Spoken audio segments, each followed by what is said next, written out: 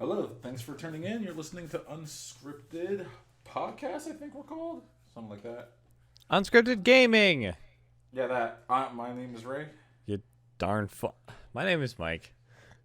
Alright, and We're it's here. been a minute. It's been a minute for me. I think I haven't been on the podcast since the last 3 months. Because we had one in between that. Then we had the podcast that got accidentally deleted by Mike. I don't know what you're talking about.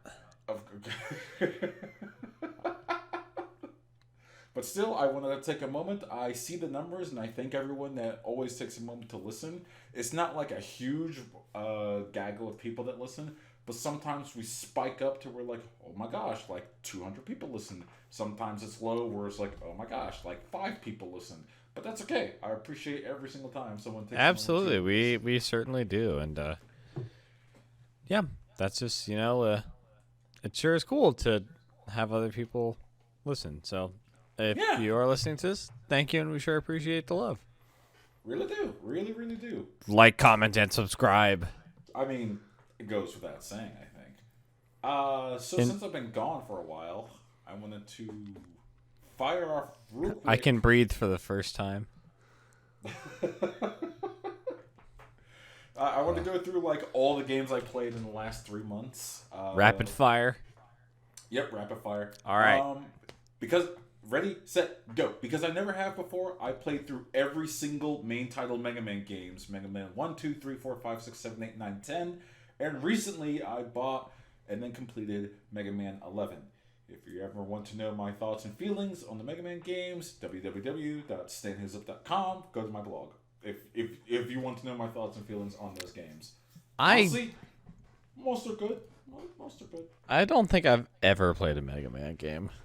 I've always wanted to give them a shot just because, they've been around for years. It's just now celebrating its 30th anniversary, and Mega Man 11 just came out, and I saw really good reviews on it.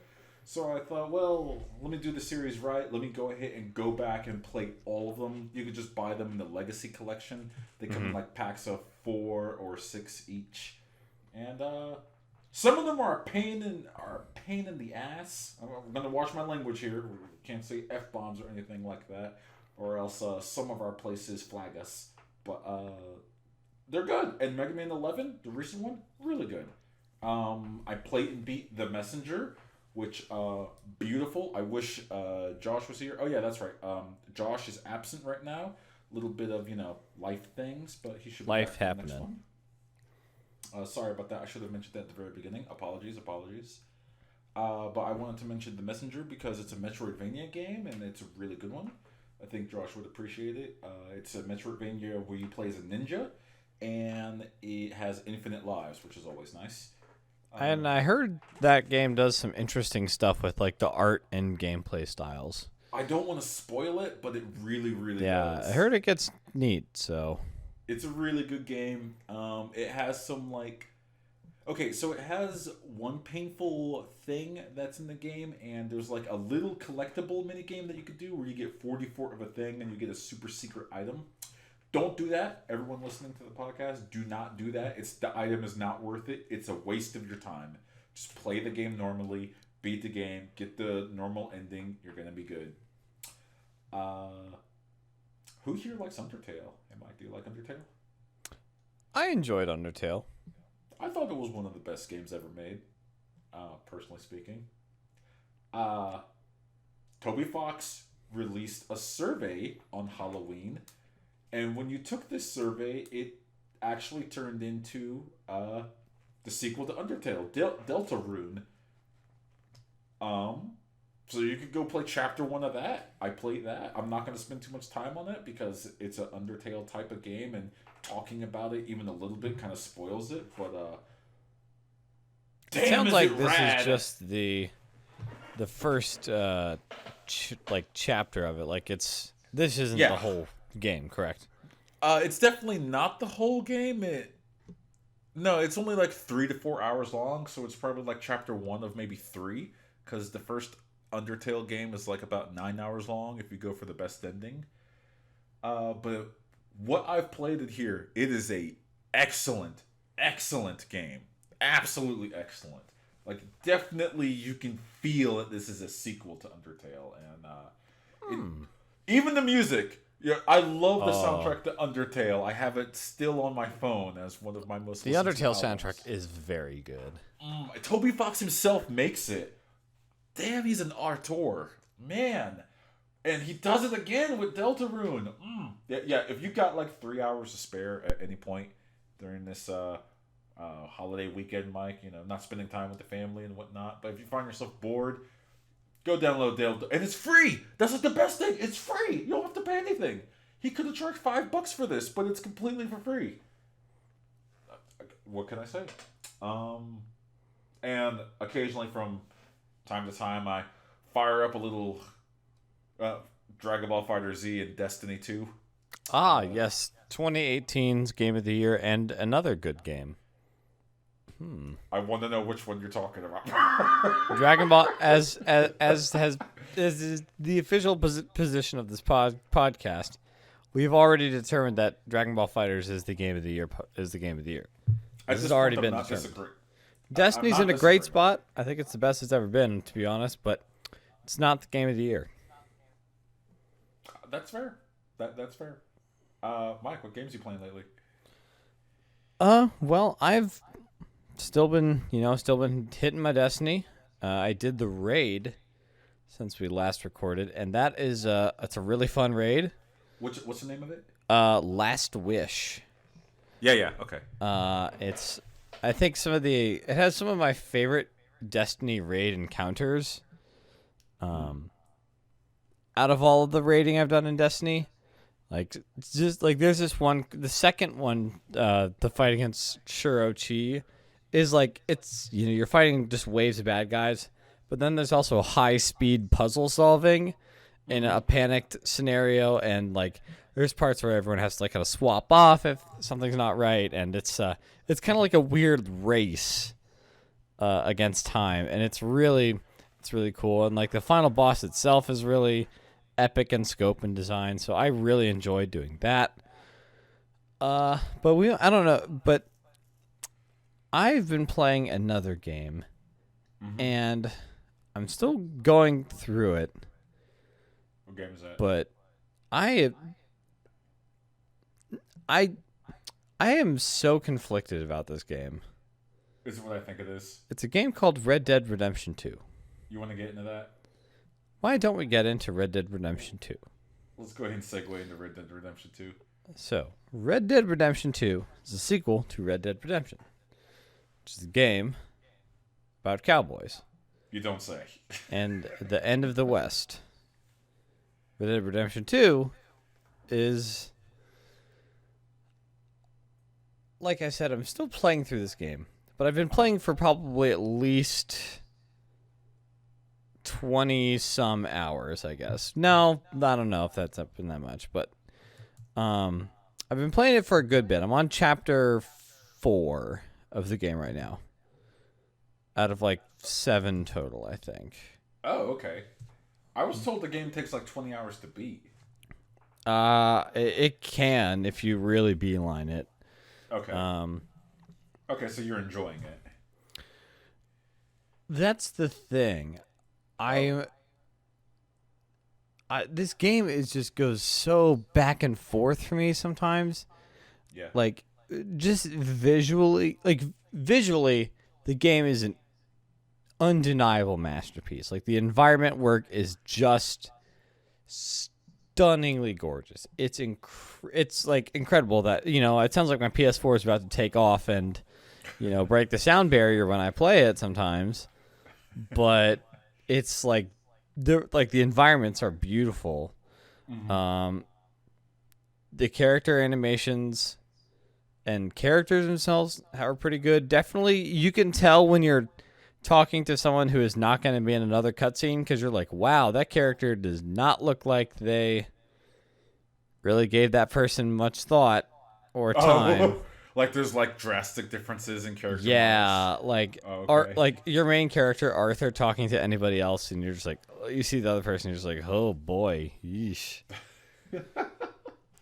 So like visually, it's incredible. I love the music and sound. Like they've got a good like kind of old westy, it's not like a Sergio Leone, or like Ennio Morricone style kind of Western music, but it has a much like what a Western would sound like if it was made in the 2000s. It's got that kind of soundtrack, and it works pretty well. Yeah. But this game just does a lot of things that are just kind of confounding. Mm-hmm. And like it's weird because usually I am, as far as going into games, like I'm I'm usually able to peg down how I feel about something pretty early. Mm-hmm. Or I feel like it comes together pretty easily, but like playing Red Dead has been such a hot and cold experience for me. Like it's been all over the place because like when I'm, I'm sorry, I'm just kind of like rambling here, but like, so like when I'm off in the environments, like doing my own stuff, kind of taking in the beauty of the world that they built, I'm like, oh, this is pretty cool. Like this is kind of neat. But when I'm stuck in a Rockstar open world ass mission, go to a place, horseback ride and chat for 5 minutes, shoot a bunch of people with a third-person action shooting with a cover system that is literally worse than Gears of War from 10 years ago. That's what I've heard. Like, it's just... It's crazy that, like, it's just...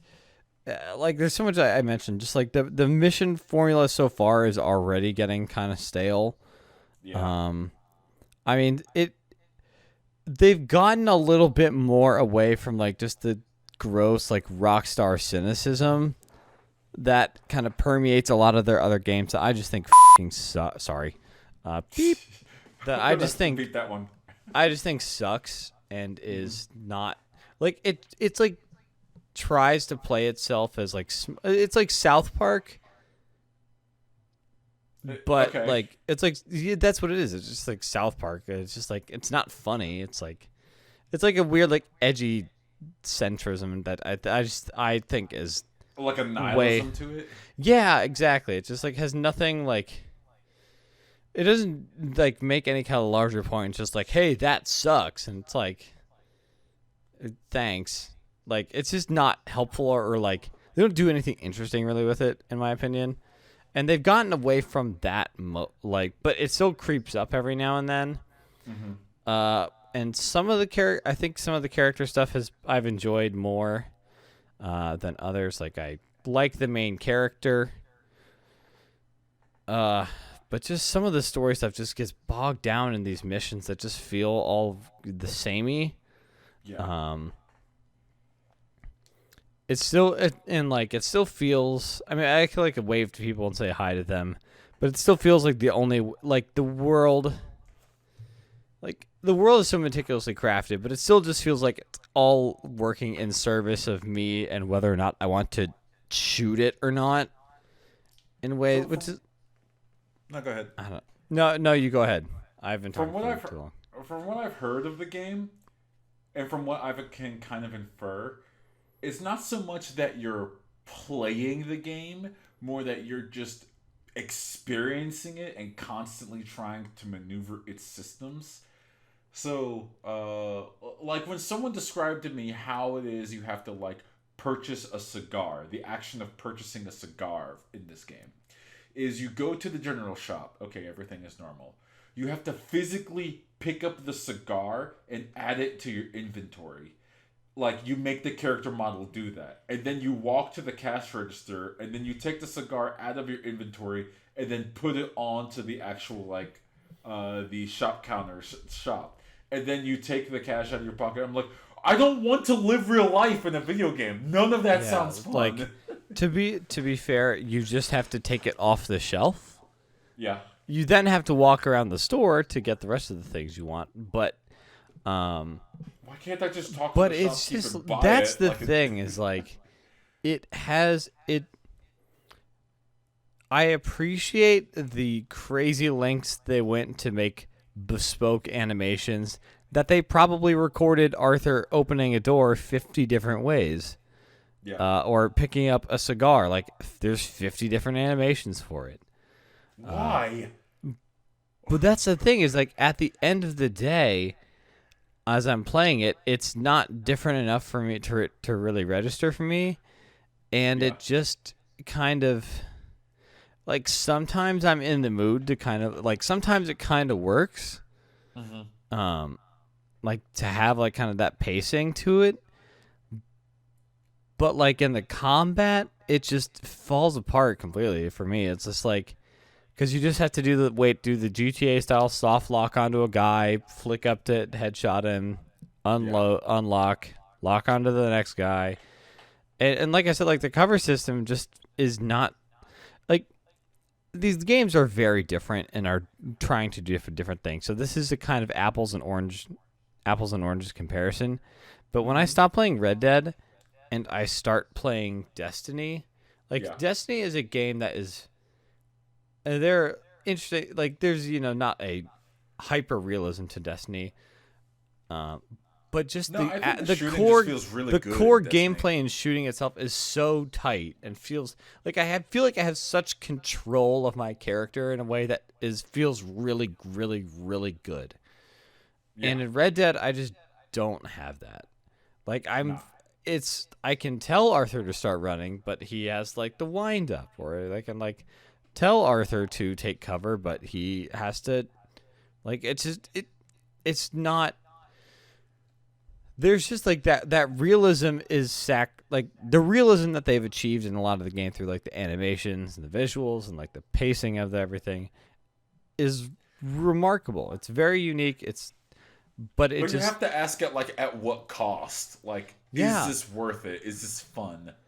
Yeah, and it just at the end of the day, it just leads to a game that just kind of feels really stuck in 2011. Oof, ouch. And oof, you heard it especially here first. Like, and kind of all of this stuff is colored, like, maybe unfairly to the game itself, but, like, all of this is, colored by all, like, kind of the labor news fallout that we talked about last time, where it's just like, oh, we spent, hundreds of hours recording different ways for this guy to say, I have a snake bite, help me. But it just, it's just like, it feels like, why were you spending all this time doing this when the core game just doesn't feel tight at all? It's not so much a bragging point that your horse's testicles shrink in the cold when the game itself is a chore to play. Yeah, and that's not a brag point at that point. And it's like okay, and it's like the writing, and he's talking about, like, the writing team. We spent, like, 100 hours a week, like, polishing, the writing. It's just like, well, a lot of the writing is, like, the pacing of the story is just. Oh, it doesn't feel like 100 hours. Like, it's seriously, it is can be such a drag. Like, I'm kind of forcing myself to just beeline it, because I know if I, like, do any, like, side stuff, I'm just gonna fall off the wagon. It's just kind of how I don't know. Like, part of me thinks, like, I really enjoyed the first Red Dead, but, like, I bounced pretty hard off the Witcher series. Part of me just, like, after the first game. It's like, maybe I'm just, like, not really. These games just aren't for me anymore. But part of me is just like, no, the pacing on the story is just not. It's okay there, to say the and, game's like, not good. Again, this is a little unfair, but, like, I saw a mid-game spoiler for something I haven't seen happen yet, and I was like, oh, well, that actually sounds interesting. It's good to know that this is, like, going somewhere, because it also doesn't help that it's kind of, like, retreading the same thematic ground as the first Red Dead, which is about, like, oh, the end of the Wild West is, like, a myth or whatever. And this game is, like, about the exact same stuff. So it's like, it's like, again, they're doing it, like, pretty well in some cases, but it's just like, oh, like, cowboy in the big city, this feels weird. But, like, it's the same thing. So it's, but it's just like, there's some really high highs I'm having with this game, but just sometimes just I got a question for you. Mm-hmm. So I never beat the first Red Dead. I got like 3 hours in and then bounced off of it because I just wasn't feeling it. Mm-hmm. Do I need to beat the first Red Dead to appreciate this one? I wouldn't say so. I mean, some of the characters, because it is the same kind of crew, like Yeah. Dutch Vanderland's gang. So some of the characters you might recognize. But I wouldn't say it's mandatory. I mean, it might, like, that's one, like, honestly, having played Red Dead, one of my favorite things is your character's interaction with, like, kind of the almost sibling kind of like relationship he has with John Marston, which is kind of interesting, but it just, oh boy. Like, it's just really interesting. I guess I feel like I don't know if I've ever had. I'm trying to think about like a game where I've been so like bipolar about my thoughts on it at this point. I mean, I'm still kind of playing through it, but But you just said like if you do a side quest and it's not interesting enough, you're bouncing. yeah, it's really, again, like I'll keep you guys posted on it, but it's just. I think it, like I said, it's just a lot of this stuff is just feels kind of I appreciate it, and it's but I don't know if I'm enjoying playing it. Yeah, like it's pretty good, but it's just that sometimes it just feels like I don't have control, which is just not fun. And kind of takes away from everything else. I know you listen to Giant Bomb, and I know definitely Josh listens to Giant Bomb as well. I actually haven't listened to an episode of Giant Bomb in, I want to say, like 7 or 8 months now. Just because I realized that, like, me and the Giant Bomb crew have, like, completely different opinions on, like, what makes a solid game or game marketing opinions. And that's fine. And some of their podcasts are, like, extremely long, like, knocking on the door 2 hours. But apparently Dan Reichert, who's kind of like the clown of both Giant Bomb and Beastcast. You're not wrong. He's a great guy, though. Yeah, he is. And his Twitter is, if you don't follow at Dan Reichert, you get some like hilarious insights into his life. And some of them are great. His whole incident where he's like questioning his Twitter followers. There's been a frozen pizza in my refrigerator for like 11 months. Should I eat it? It was frozen. I think it's good. And, like, people just saying, listen, man, you'll die if you ate that thing. And then he ate it. And he got sick. Oh, Dan. Classic Dan. Anyways, so he's, like, very jovial, and he likes a lot of different games. He hates Red Dead Redemption 2. He, like, apparently, I listened to this via proxy. He just railed on it for, like, 10+ minutes. And that's kind of surprising. And I think having heard a lot of that, like having heard his kind of thoughts on it, I'm still working my way through it. Yeah. But I think a lot of I kind of get where he's coming from with a lot of stuff, because it's just like the story stuff is it just kind of comes back to the problem of creating narrative urgency, like because you can't really create too much urgency in the story of an open world game, because then people won't check out any of the side stuff you did. Sure. But then if you don't do it, then it's just like, well, I guess then you just lose interest in doing anything, which is like, then you just meander or something. And then again, like just the game, it's just like, again, it's just, they probably went overboard with bespoke animations and how that impacts the gameplay. And then again, especially just in context, the labor is just really colors all this stuff in a really kind of negative light. Can we segue into something that we missed last time yes. we did the podcast? I don't know if we talked about this or if you and Josh talked about this, even though I edited the episode. Excuse me, it's been a month. I forgot. Did you guys talk about the Telltale Studio shutdown? I think we had... I can't remember if we touched on it specifically, but as that is a pretty good segue because speaking of labor issues in recent studios, Telltale I realize. Sorry about that. No, go ahead. I realize this is like hyper old news. Like it's knocking on the door of like 2 months old, and we haven't been able to record for a while. Been busy. Apologies, all you lovely listeners. But this like weighs heavy on my heart also because I knew a number of people that worked at that studio over in the Bay Area, and what hurts the most is the stories that are coming out of that studio, and then the confirmation from Telltale themselves saying like people had 30 minutes from like we are shutting the studio down, like an all hands meeting. We're shutting the studio down. You have 30 minutes to clear your stuff out, and then that's it. And then the worst part is like, don't get me wrong, that happens. But there's no severance, there's no back pay, there's no extra checks on top of that. Your health care stops within like, I think they said like 3 days or a week or something like that. Mm-hmm. And the studio just immediately filed for both bankruptcy and liquidation. So bad to the point where the liquidators, and this is actually just horrible from an artistic standpoint, removing Telltale games from Steam because Telltale doesn't have the license to afford it to keep them on Steam anymore. And you're like, oh my gosh, what? Who ran this company into the dirt and beyond? What happened there? And then you do some research into finding out what happened. You're like, oh, I see. Okay. Horrible, miserable money management. Just... And this has started the conversation very strongly. The Telltale Studio just debacle of a studio shutdown, combined with like the whole thing of Red Dead Redemption, that senior writers saying like, yeah, we worked 100 hours plus every single week. No, don't brag about that, sir. That's not...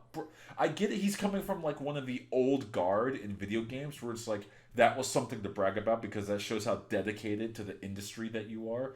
But in 2018, when like you realize how volatile your job is in the game industry. I work in the game industry knowing that my job is volatile. That is the gamble I take for the career that I have.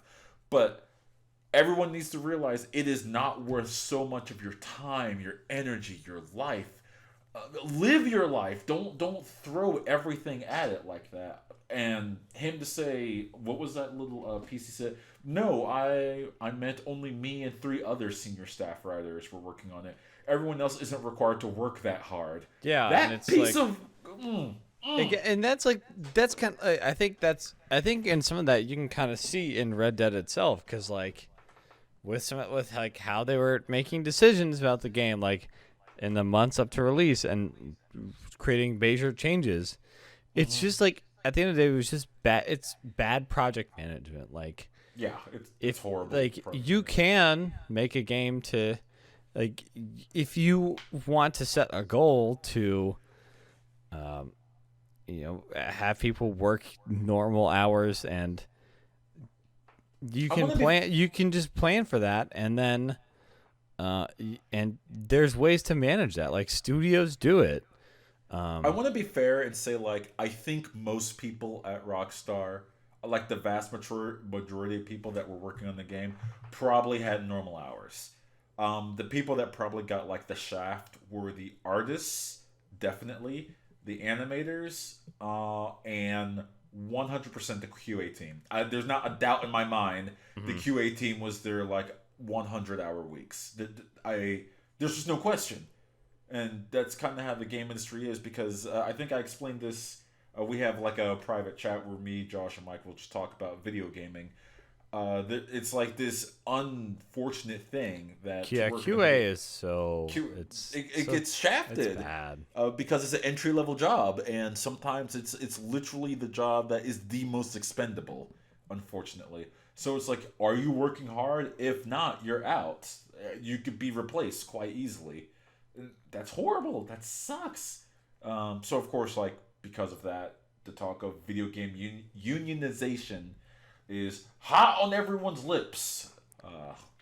Because again, it's just like especially looking at Rockstar, it had one of the most successful entertainment. It had the most successful entertainment launch in history. Yeah. And I just have a feeling that there are some people who are going to be compensated incredibly well for that. And the vast majority of the people who worked on that game and spent a lot of time on it are not going to see nearly the amount that they deserve for that. Yeah, if there are not literally the most, I think you said it, the most profitable or the most successful piece of media ever released on planet Earth ever. I think it was when I was reading this like verbose article at a launch, and you're like, okay, so the employees are going to be taken care of, I hope, for this, because damn. Yeah, basically, again, so the CEO of Take-Two is going to be just fine. Yeah, he's always been fine. It's if you're launching the most successful entertainment piece of anything ever, you can probably spare a little bit of time for people to not crunch themselves into oblivion. It's kind of hard to say how successful that is. If you want to, basically, it's just like, if you want to avoid crunch, you can avoid it. It's not a necessary evil, like some people try to say it is. Like, I get, like, so there's a little bit of natural pressure that comes up to a deadline, but you can fight, like, if you want to do the responsible managerial work to avoid that, you can do it. And if your management can't be trusted to implement that, then you should unionize and force them to reckon with that. Yep, get a seat at the table. You know what? The time is nigh. There are unions in the film industry. There are unions in TV. There are unions in music. The video game industry makes too much money not to have unions. Exactly. It's time. It's way past time. Speaking of evil, want to talk about Diablo Immortal? Not really, actually. I thought we were about to go in on the Game Awards, but that's a different sort of evil. That's a new type of evil. We could keep Diablo Immortal like really short. I think I wanted to write a blog post on this on my professional blog, but when it came right down to it, like one day I would, if they offered me, I wouldn't mind working at Blizzard, and I don't want to like badmouth them too harshly, especially Wyatt Cheng, who got up there and just had to face the, what would you call that? Just face the cold winter of everyone's scorn. Of gamer rage. Again, my secret evil plan is to, I think some of the gamer rage is justified. In this case, I'm going to be honest. I think I'm with him on that. But my goal is to just harness, my supervillain plan is just to harness the sheer intensity of gamer rage and channel it towards like the destruction of capitalism. I don't mind capitalism that much. I mind late stage capitalism. How's that? Did you know that if we end capitalism, there won't be any more horse microtransactions? I mean, you're not wrong. I'm not going to debate. See, that. And then they're just like, and then all of a sudden, and then the means of production, the means by which we game for ourselves and for our people, will once again belong to us. Ladies and gentlemen, Mike has gone full communist. The proletariat. But I would say, and one of my good friends works at Blizzard. Actually, I have several friends that work at Blizzard, but I got to meet one of them this past couple weekends ago. And I talked to him about like what happened at BlizzCon, and we talked about Diablo Immortal, and we could both agree, like, if you're going to announce a treasured series that hasn't had a sequel in 5 to 6 years, if you're going to announce that as like your flagship mobile title at let's face it, a player-made event where you're just catering to fans of your company's games, maybe you don't. Maybe you just throw that out at like at E3 or something like that. I would very much play a new Diablo. I really enjoy Diablo. Yeah. I also understand that, again, if you're going to have a fan event dedicated to basically just like coming up with cool announcements about Blizzard stuff, maybe that's not the best time to announce a Chinese-made mobile game. A mobile game for a audience that is paying to go to a convention about about PC gaming company. Like, honestly, I wonder how much this would be an issue. How big the story would be if they flipped the Warcraft Classic announcement, like the Warcraft 3 remaster, and the Diablo news. Like, part of me thinks it was just intensified because Diablo was like the last thing that they talked about. Yeah, it was the marquee thing they talked about. It was like, this is the big event. And then it's like, Chinese-made mobile game with microtransactions. Oof. Like, just put that earlier in the show. Don't. Because it's just like psychology of how you build something like that. Like, it's just... Yeah. It's I don't know. Just... They could have done what if they were unsure of that announcement, then or were worried how it was going to play... They had already put up that blog post that was like, hey, don't expect Diablo 4. Then just like... like just then don't... Then just move it. Yeah. On the other hand, if this does not appeal to you as gamers, let's pull up a chair. If this does not appeal to you, don't play it. I agree. That's all you have to do. You know what? I'm going to implore people, for everyone that doesn't like what they announce at BlizzCon for Diablo Immortal, do yourself and do the industry at whole a favor and don't play it then. That's the only way everything changes. Just don't play it. Don't play it. Do you know what is going to be mad about it? Fine, be mad. Keep it in check. If you need to vent. Go to the YouTube video and hit the downvote button. Might as well. It's the second most downvoted video on YouTube. It really is. That's kind of funny. But yeah, just, go on Reddit and say, I disagree with this. Yeah, go. But don't go, please, be gentle in your criticisms. Yeah, there are people. You don't have to go and, like, it's like, if you got a bad burger at a restaurant one time, please don't follow the chef to his home and yell at him through the window. Don't do that. Just don't go there anymore. That's all you have to do. Leave a bad review on Yelp. Sure. Do that. Do that. Drink a glass of wine while you're doing it. South Park reference. Yeah. Just don't play it. I gotta say, if you're really upset about it, that's where it'll count. And then just what. And I bet there's a bunch of other Diablo-like games that you haven't tried that might be worth your time. So, I would highly recommend probably Path of Exile. Give that a shot. Granted, it's not a mobile title, but it's something. My man. Moving on from Diablo Immortal, I wanted to talk about EA, real quick, just like 2 minutes of your time. All right. I'm not buying Battlefield 5 day one. I want to, but I'm not going to do it. I'm sorry. And the reason is EA is still in a lawsuit with the sovereign country of Belgium to sell loot boxes in Belgium because Belgium. I know they're not even a megacorp. You can't sue a country. Amazon can sue a country, for all I care. You just have to. But EA is not a true megacorp.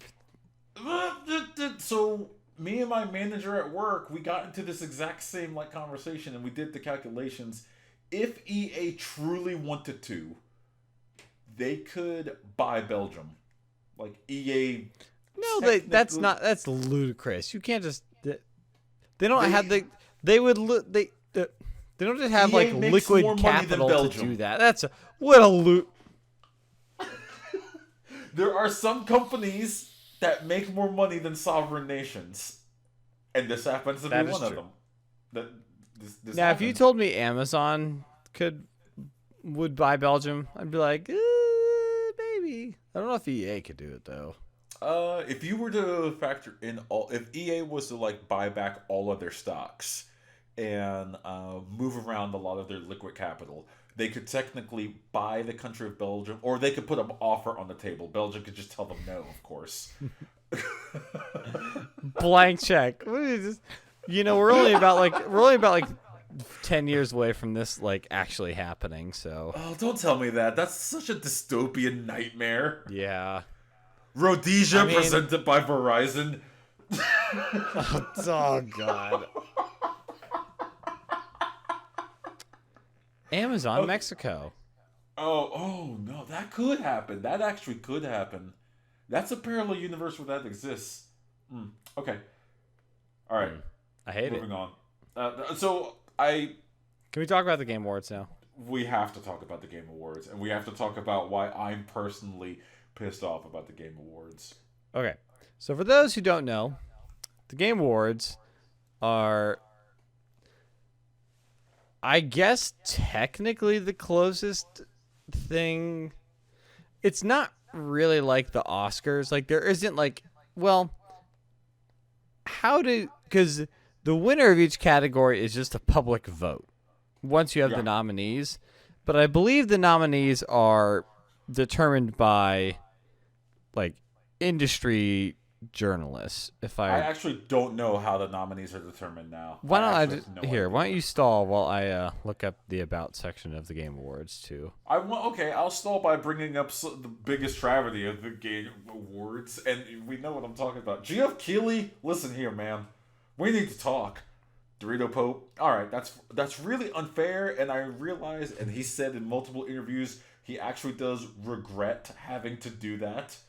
In case you guys don't know, being surrounded by bags of Doritos and Mountain Dews promoting Halo, I think it was Halo 4. And he still is a games journalist. So obviously that looks miserable, and that's why they called him the Dorito Pope.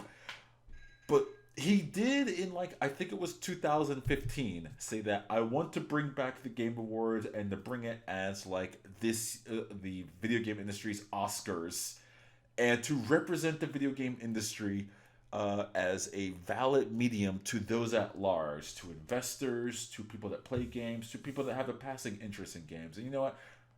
As someone that was just entering the video game industry, I took that to heart. I took it back. I had been there for a couple of years at that point. But I took that to heart and said, yeah, man, go for it. Go ahead and show people what you can do.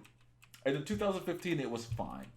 Then 2016 happened, and we have the one, the only, I might post a picture here for the YouTube, the Shicht Hydrobot! Hydrobot? Walking around in all of his mechanical razor-bladed glory. Must shave. Also, the Shicht Hydrobot fighting game. And it was at that point I decided I'm never going to believe a word Geoff Keighley says ever again.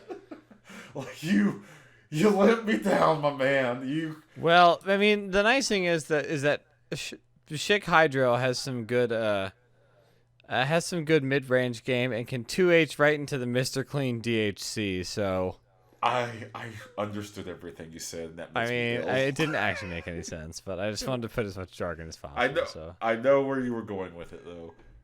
So, okay. By the way, yeah.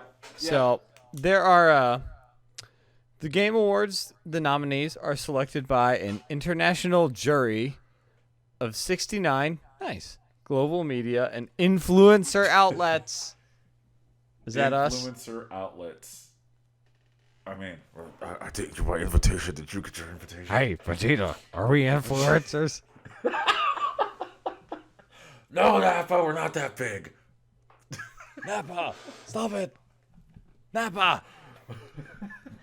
Okay.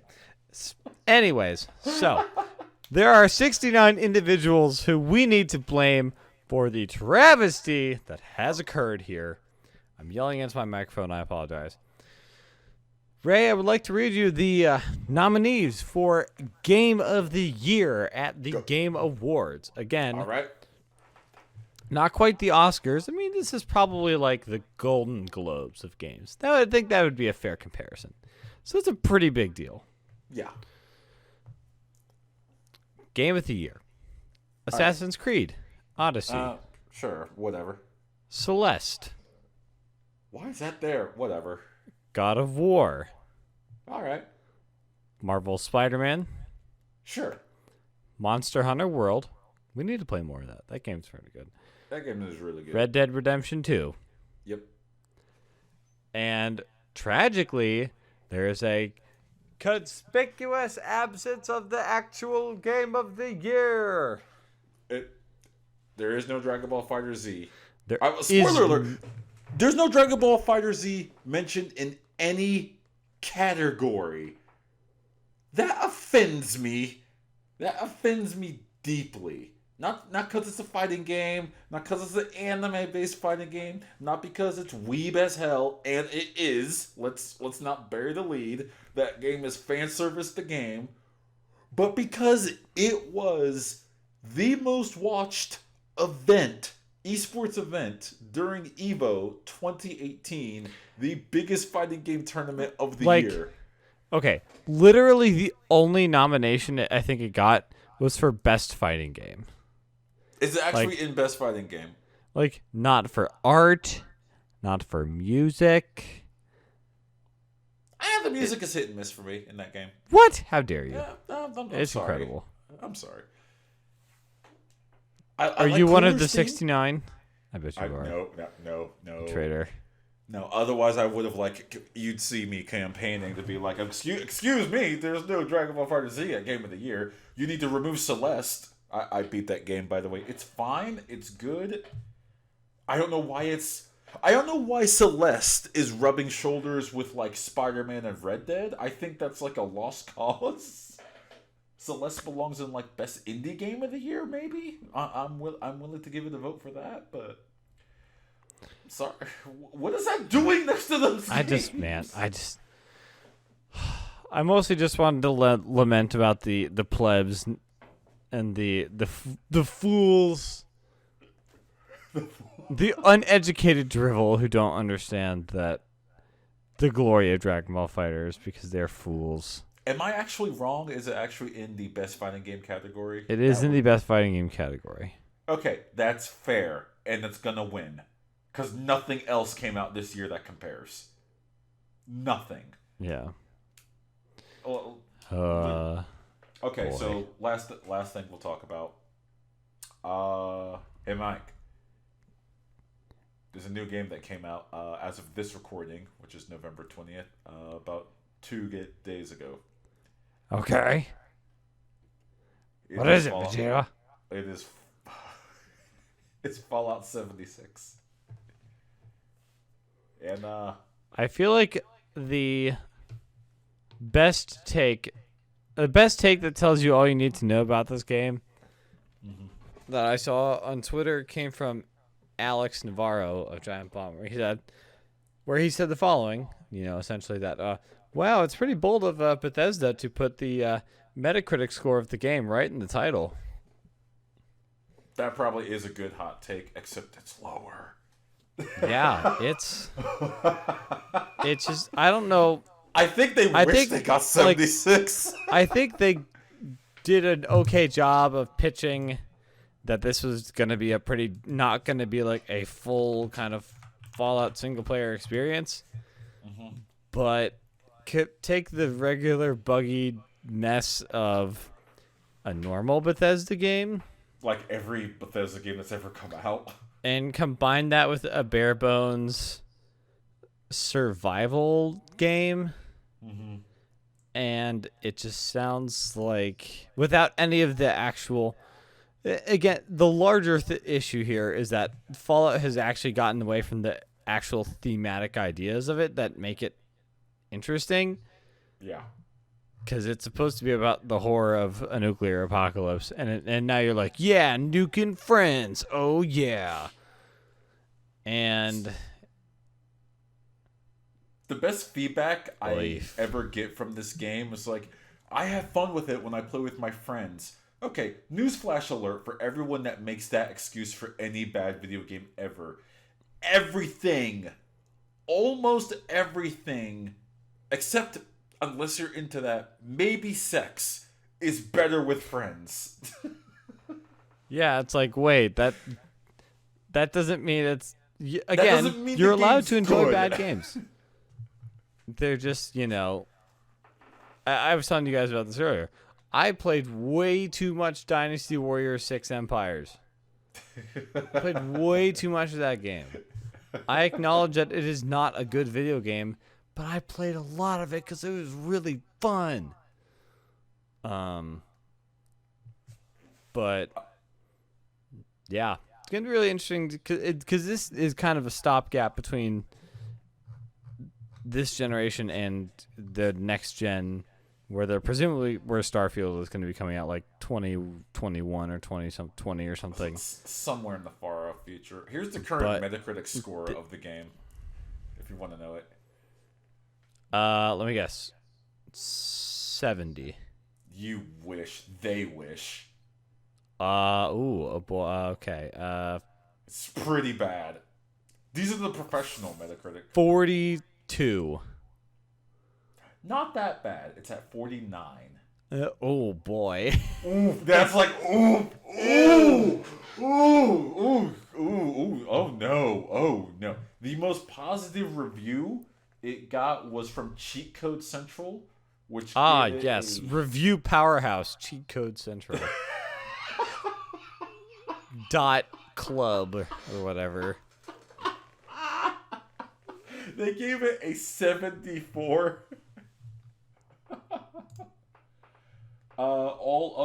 So for those of you that don't know, you actually have to apply, and they actually have to review you to be a official Metacritic reviewer. And they'll let you know if you're allowed to be or not. They actually do take that semi-seriously. I think the lowest score it's gotten is from Six Axis magazine, which gave it a 30. The most telling line in it is, "This game has failed at being fun." Dang.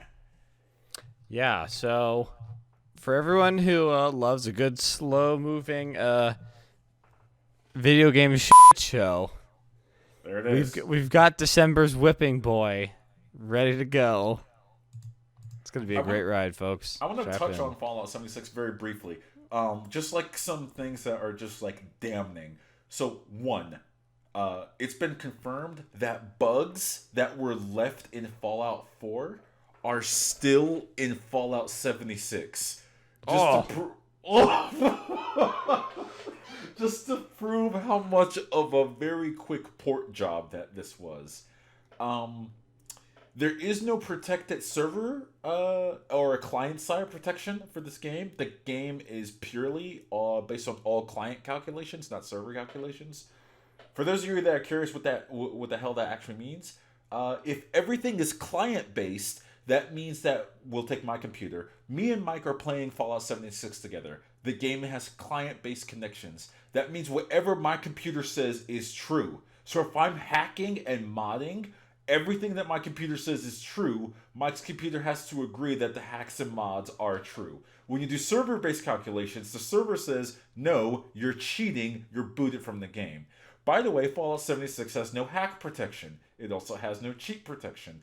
It also is very, very insecure in that someone, once again, is not client-side protected.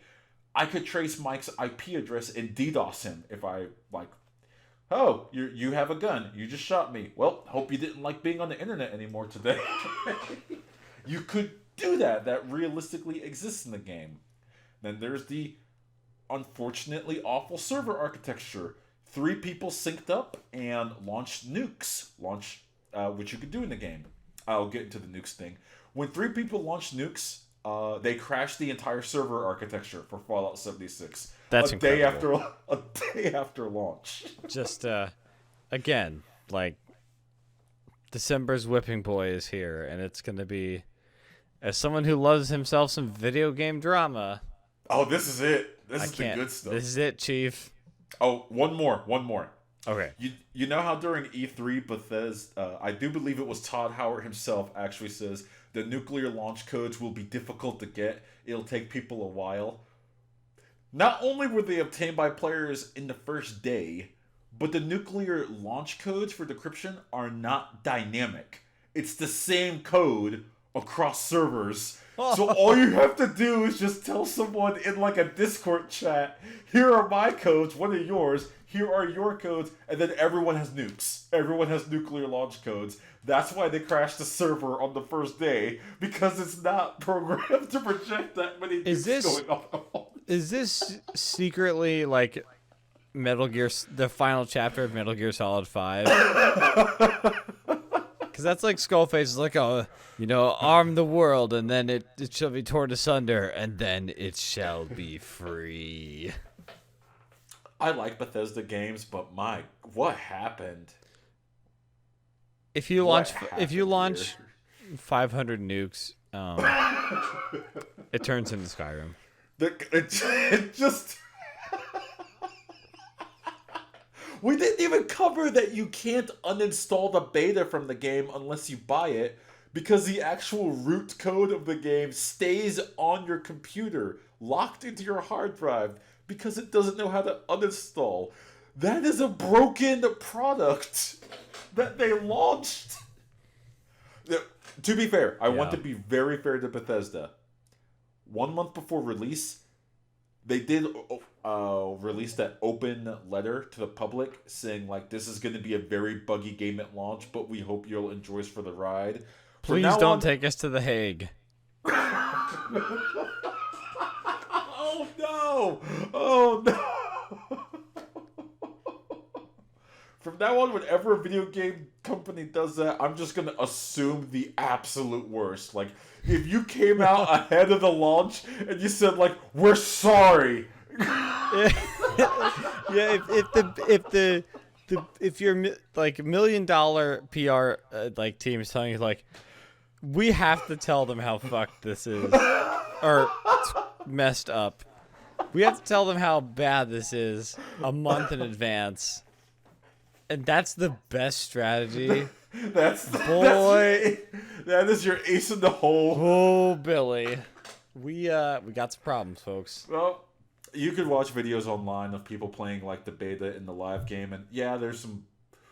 Whew. I have yet to run into like any normal YouTuber I watch whose reviews I trust that has said positive things about the game, because as they're playing it, you're watching the bugs happen, you're watching missions break. You could watch that horrible marketing campaign with Rick and Morty and some rapper whose name I forget. Boy, we didn't even talk about that stream. I gotta go to bed here soon, but man, it's pretty cringe. That's as far as let me tell you, sneak preview of our Game of the Year pod. The 2018's Cluster of the Year award. Cluster something. I'll just bleep these out. It's gonna be a real it's a real cluster. Let me tell you that. It's so bad that one individual who is leading this category has overperformed and has literally broken the category, thus creating his own entire separate category. Are you talking about who I think you're talking about? Yes. Yes. For his own screw-ups, because it was that bad here, folks. 2018 is rough out here. I'm in the trenches, like, digging through all this to bring you the best of the worst, but man. Milkshake Duck is Fallout 76 the Milkshake Duck game of 2018. Super mutants are people. Super mutants? No, they're not. They need shot. They need shot with lasers on site. I need to go to bed. Okay, except for Fox. I got you, Fox. You're my man. All right, let's go ahead and close it out. If you guys enjoyed our podcast, please go ahead and give us a review on iTunes. That helps us out. You can leave some words. That is the single best praxis you can for boosting our podcast and helping us out. We would, if you have some reviews, and would like to leave them, we would greatly appreciate it. So, give us iTunes, wherever you get it, whatever you get your podcast, please leave us a review, and we would again greatly appreciate it. Mm-hmm. But this has been Unscripted Gaming with me. I am Ray. My name's Mike. All right. Peace.